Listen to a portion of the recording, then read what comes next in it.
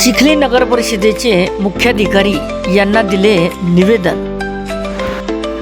प्रभाग क्रमांक 7 व 8 यामध्ये नागरी सुविधांचा अभाव असल्यामुळे दिले निवेदन।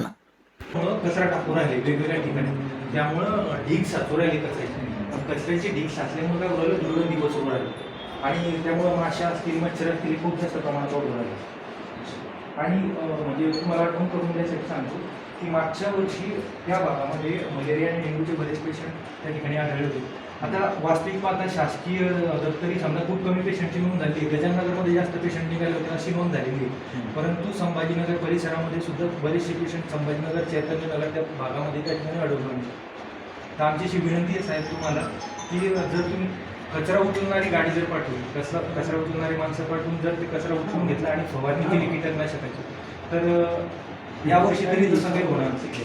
सर आता याचा दुसरा विषय असा आहे की तिथं गाडी वारंवार जात नाहीच आणि त्यातल्या त्यात जिथं जे नाल्या चोकअप झालेला आहे तर नाल्या एवढ्या ओव्हरफ्लो आहे तिथं की ते कचरा वगैरे ते ना असं रस्त्याच्या मधोमध असं कचऱ्याचे ढिगं लागलेले, म्हणजे आता कुठून चालायचं आणि म्हणजे काय आता तो प्रश्नच निर्माण झालेला आहे। आणि ती सगळी तिकडची मंडळी त्याला एक अजून तर नाल्याचा वरचा एक त्रास आहे, म्हणजे जो जाफराबाद रोडच्या पलीकडचा जो भाग आहे तिथून ते पाणी आपल्या गावात उलटतं, तर त्याला एक पर्यायी मार्ग म्हणजे पर्यायी रस्ता पर्यायी नाला असा होता जे नागसेन बुद्ध विहार आहे, त्या नागसेन बुद्ध विहाराच्या समोरून एक मोठा नाला जायचा, तर तो नाला बंद करून आता ते सगळं पाणी इकडं वाल्मिक नगरकडे किंवा कृष्णानगर ह्या भागामुळे ते वळवण्यात आलेलं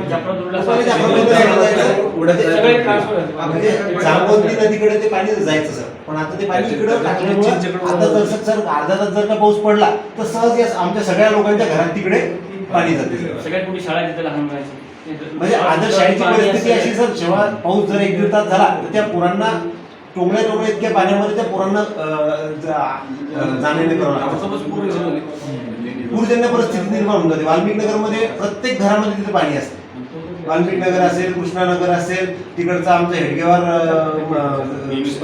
बाजूचा परिसर असेल, आदर्श शाळा मागचा परिसर असेल, सगळ्यांची एकच समस्या आहे सर तिथे कचऱ्याची। तर एवढी भयानक परिस्थिती सर तिथे की सर हे त्याच्यामुळे स्थानिक लोक आहेत सर, याच्यातला राजकीय पोलीस त्याच्यामुळे तुम्हाला निवेदन त्याचे नावही तुम्ही वाचू शकता, याच्यात एकही राजकीय माणूस सगळे स्थानिक लोक आहेत सर, म्हणजे जेणेकरून तुम्हाला कळेल की खरंच जनतेच्या मनातून ते प्रश्न येत आहेत सर।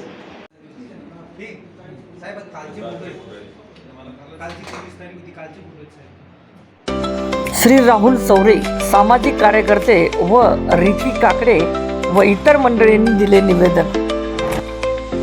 नमस्कार, आज आपण या ठिकाणी आलेलो आहोत नगर परिषद चिखली या ठिकाणी। प्रभाग क्रमांक 7 आणि प्रभाग क्रमांक 8 या भागामध्ये घंटागाडी नियमित नसल्यामुळे बऱ्याच ठिकाणी कचऱ्याचे ढीग पसरलेले आहेत, त्यासोबतच त्यातून होणारी दुर्गंधी आणि त्यामुळे तयार होणारे जे कीटक आहेत, माशा असतील, मच्छर असतील, यामुळे कीटकजन्य आजार पसरून नागरिकाच्या जीवास धोका निर्माण होऊ शकतो। त्यामुळे आम्ही या ठिकाणी नगरपालिकेचे मुख्याधिकारी साहेब यांना प्रभाग क्रमांक 7 आणि 8 या इथल्या नागरिकांच्या वतीनं निवेदन देण्यास आलेलो आहोत की साहेब या ठिकाणी साफसफाई कर्मचारी पाठवून त्वरित हा कचरा या ठिकाणाहून उचलण्यात यावा आणि त्यासोबतच कीटकनाशक फवारणी करून हे सगळं नियंत्रणात आणावं, यासाठी आम्ही मुख्याधिकारी साहेब यांना आज निवेदन देण्यासाठी आलो आहोत।